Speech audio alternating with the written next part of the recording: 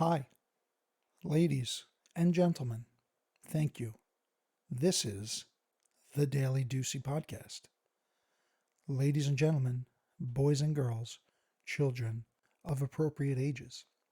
This is my professional podcast radio voice because a professional radio podcast must be appropriate, must be top notch, must not use any profane language or cause any types of ruckus or hysteria. So therefore, this is the Daily Deucey Podcast. Fuck out of here with that bullshit. Hello. Ladies and gentlemen, boys and girls, children of appropriate ages. This is your fucking boy, Deucey, and this is the Daily Deucey Podcast for today, the day of Tuesday, February 16th. We have a couple quick stories here. This is actually a first for me as a fucking homeowner. Water in the basement in the dead of the fucking winter, which pretty sure is actually coming from the immense amount of fucking melted snow that is outside, because it's in like the 40s, which is crazy enough, but it's melting all that snow and some of it's dripping down into the basement. But we're working on it. We got some towels going. Shit's drying up already. And we're making moves, babe. To our first story here. From the Daily Mail. Do lockdowns really make a difference? How two U.S. states with totally opposite COVID strategies both ended up with the same result. California Governor Gavin Newsom took a very strict approach during the COVID pandemic and closed bars and indoor dining, issued mask mandates, and limited gathering. By comparison, Florida Governor Ron DeSantis has issued a very few closures and said he has trusted Floridians to use common sense to control the spread of the virus. Historically, when adjusting for population, Florida has had 8,306 cases and 117 deaths per 100,000 residents, and California has had about 8,499 cases per 100,000 residents and 130 deaths per 100,000. So Florida has less cases and less deaths per 100,000. And one state's wide open, one state is under draconian lockdown.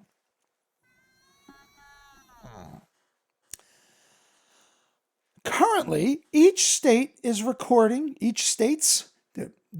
now, I'll be fair to the Daily Mail, because like in the UK, they do a little bit of different pronunciation than we do. Like calling teams, like a team or an organization is like one unit to them. So like if we're talking about the Giants, we would say like, oh, they suck. But they would say, how the fuck would they say it? The Giants suck? The Giants? I don't fucking know. It's not a grammar fucking podcast here. Currently, each state's recording between 200 and 400 cases per million people and between 10 and 20 deaths per million, showing a very similar curve over the last 2 months. Hospitalization rates are also very similar, with California reporting 24 hospitalizations per 100,000, while Florida has recorded about 22. Since the early days of the coronavirus pandemic in the United States, no two states have been more different in their approaches than California and Florida. In early March, California Governor Gavin Newsom limited gatherings, closed bars, and indoor dining at restaurants, implemented mask mandates, and implored residents to stay home. Comparatively, Florida Governor Ron DeSantis said, fuck it, let's go. Enacted few measures, lifting an ordinance that prevented people from operating businesses and restaurants, as well as lifting COVID-19 related fines and penalties in September. Looser restrictions mean schools have not been shut down statewide and mask mandates have never been imposed. In November, he even criticized states like California with harsher restrictions and said he trusted his residents to use common sense. There's a whole bunch of things we've been doing for COVID, but at the same time, we've lifted our state up. We've saved our economy, and I think we're going to be the first out of the gate once we're able to put COVID behind the country. Despite these different approaches, both states have ended up roughly with the same outcome. The Daily Mail analysis shows. Over the last 2 months, states have each seen cases, deaths, and hospitalizations fall by about 1/3. So were lockdowns necessary, and did they work? The answer is a complicated one, but researchers say they were beneficial in the early months due to our lack of knowledge about how COVID-19 spread and how to treat it. Studies have shown that stay-at-home orders and restrictions saved numerous lives, but they might be less useful now as more of the population gains natural immunity through infection or immunity via vaccination. But the social distancing and masks are still necessary to continue driving cases down. So let's look at some shit here.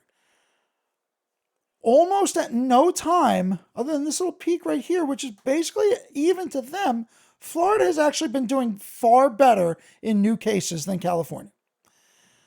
Florida is about even in new deaths, and as a matter of fact, California has higher. Current hospitalizations, California is higher. So, like, what are we talking about?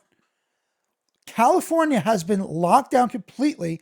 Everyone is moving from California, and it's had the same results as Florida.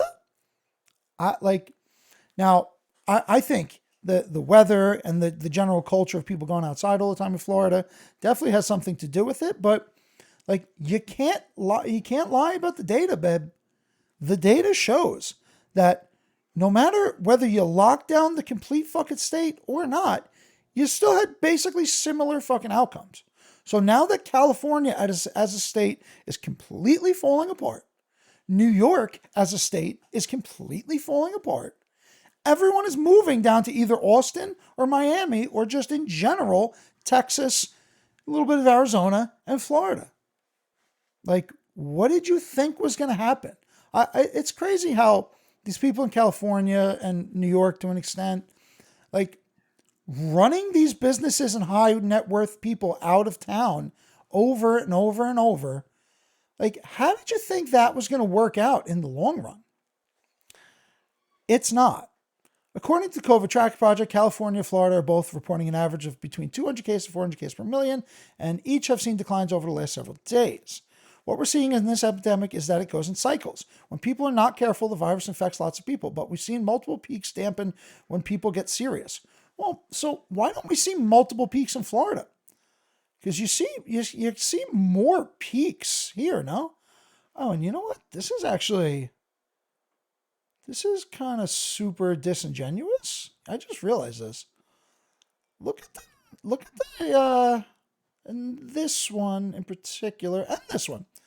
Look at the, what do you call the legend or whatever, the numbers?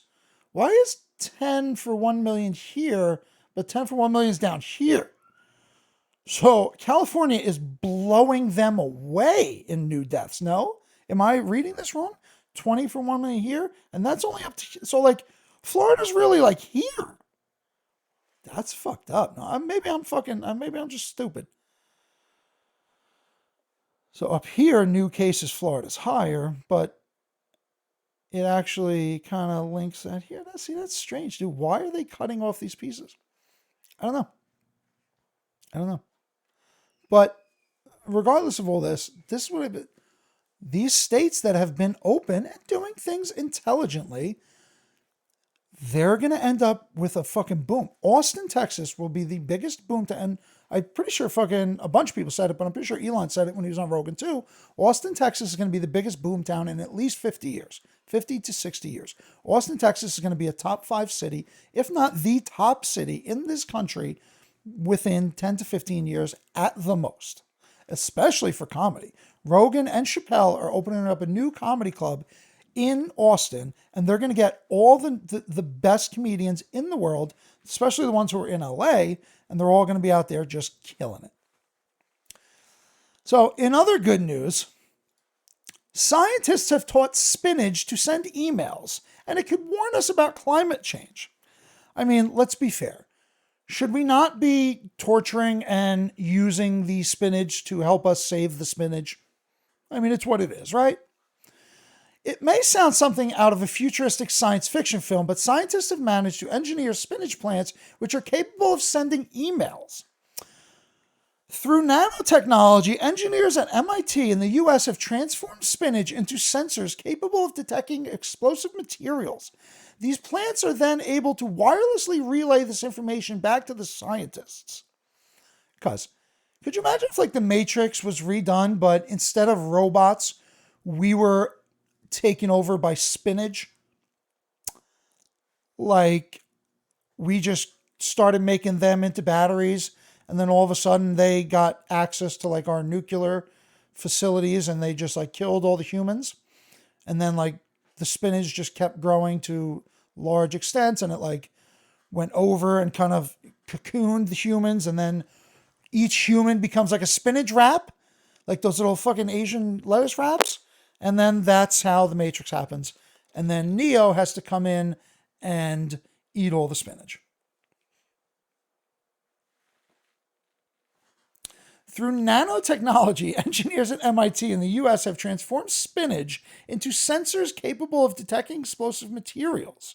These plants are then able to wirelessly relay this information back to the scientists.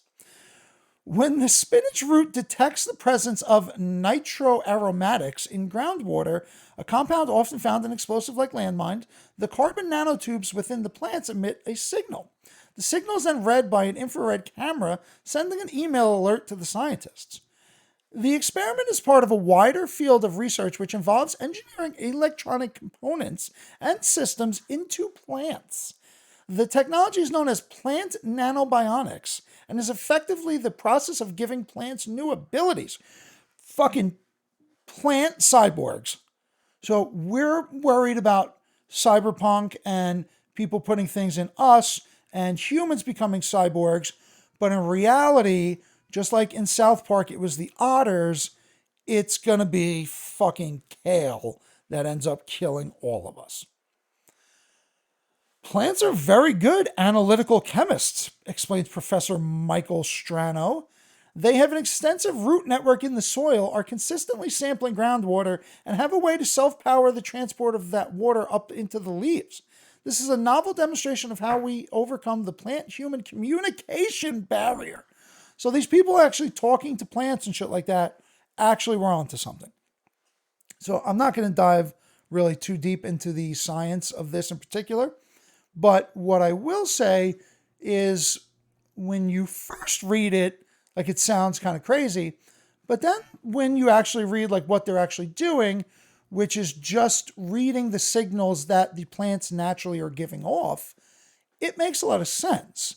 And if Mr. Calaruso in biology taught us anything, other than me barely passing that class because I didn't really pay attention, is plants themselves are filled with an entire network, system, nerves, whatever. I have a buddy of mine whom I love very much who is a vegetarian more because he loves the animals so much. And I say to him, I go, well, do you not love plants? Don't, and he goes, well, they don't have a nervous system, so they don't feel pain and stuff like that. And I'm like, well, not that we know of. Like, just because it's not the traditional way that we feel pain, maybe they do. And they're communicating, and I'm sure chomping and cutting off their fucking roots, they probably let some sort of signal like, hey, what the fuck, bro? Cut it out. So, I mean, plants are sending out all types of signals all the time, especially psychedelic ones. So maybe we're going to have a plant fucking president in a couple hundred years. So on to more silliness. The Deucey crypto update for the day, Tuesday, February 16th at 12:30 on the dot. Bitcoin just about even for the day at 48,421. It did actually go over 50K for the day at some point, which is Bitcoin hits 50,000 milestone. So that's gigantic, which is crazy. I remember my buddy Joey Met, the one on our podcast. Please go back and look the Deuce Daily podcast, episode number 1, Joe Metcalf. But he was texting me when it was in the 20s, like, oh my God, you think it's going to get over 30? It's going to get over 30. And it got over 30. And then a couple weeks later, it got over 40. And a couple of days later, it got over 50. So all this news, all this news, all these big investors buying tons and tons of Bitcoin, these numbers are going to continue to skyrocket. And it's only February now. I will almost guarantee, lock it up now, we'll see 100K by the end of this year. What we won't see 100K on is fucking Dogecoin. So again, Bitcoin 48,437 even, Ethereum down 3%, 1758, Ripple down 10% at 52 cents, and Doge down another 5.66 cents percent at 6 cents. Now, onto this story, Dogecoin drops 23% as Elon Musk slams Doge rich list. The world's richest man giveth, and the world's richest man taketh away. Thanks, Greg Thompson. Thompson without the Thomson. Why do these people who write these Bitcoin articles all have weird fucking names? Oh, excuse me. Weird stinking names. Is that better? The value of Dogecoin sank 23% in a matter of hours on Monday after Elon Musk drew attention to the vastly unequal distribution of Doge tokens and urged major holders to sell off their holdings. Dogecoin has one of the most unequal coin distributions in the cryptocurrency space, with 28.7% being held by just one person. That's not great. And the top 12 holders possessing almost 50% of the supply. On Sunday, just before midnight, Musk tweeted, "If major Dogecoin holders sell most of their coins, it will get my full support. Too much concentration is the only real issue, in my opinion." And that's crazy, dude. If 12 people control 50% of the supply, they can make the price whatever they want, man.